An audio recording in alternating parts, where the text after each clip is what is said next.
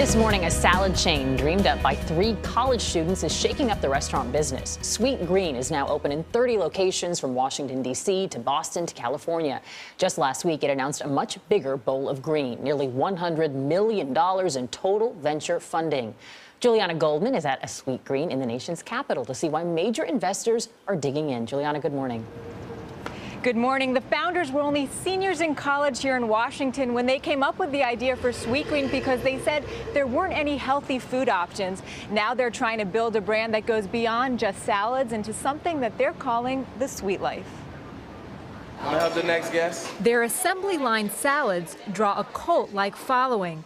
For hours each day, people line up out the door, hungry for a creative menu that changes each season. The 3 friends turned Sweet Green founders are redefining healthy fast food. For us, eating healthy meant understanding your food and knowing where it came from.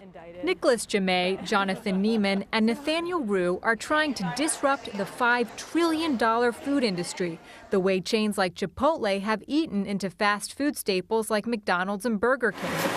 At Sweet Green, there are low-calorie options, but that's not the norm. Fresh ingredients and where they come from are the focus. You normally think farm to table and you think of sort of a small mom and pop kind of shop. You don't necessarily think farm to table and massive supply chain. That's exactly what the disruption in the industry that we want to create. That you can have a national restaurant brand that still sources locally and does things right. They hatched the idea as students at Georgetown University and opened their first store in 2007. Just steps from the apartment they shared senior year. We were on our way over to grab some lunch, and John turned to me and, "What about this spot?" How did you get from, hey, nice to meet you, welcome to freshman year, to this multi-million-dollar business? Well, it definitely wasn't overnight. But it was over salads. It was over salads. It was over a shared passion for food. We realized this was more than just something Georgetown needed. It was something DC needed and the rest of the country needed, and this was the way people wanted to eat. In 2014, they brought in $50 million in revenue, up more than 50% from the year before, a figure they expect to surpass this year. I had a sense that something special was brewing there. Billionaire investor and AOL co-founder Steve Case has raised millions for the company. He says the salad chain is changing the face of fast casual by tapping into health trends and technology.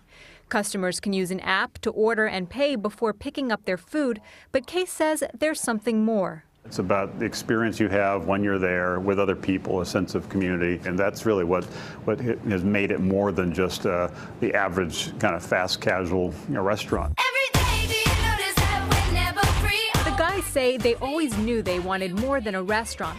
That's one reason they host a music and food festival each year that attracts tens of thousands.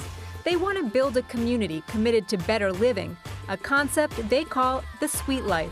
It's this lifestyle brand that we believe people want to associate with, and it's not about eating healthy to diet. It's about eating healthy as part of a lifestyle choice for better living. Do you all feel like you're living the sweet life? Yeah, 100%.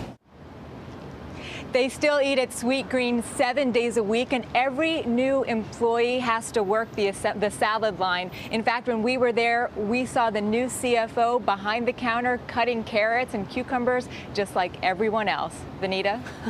That's a great idea. Juliana, thank you. I can say I'm a big fan of Sweet Green.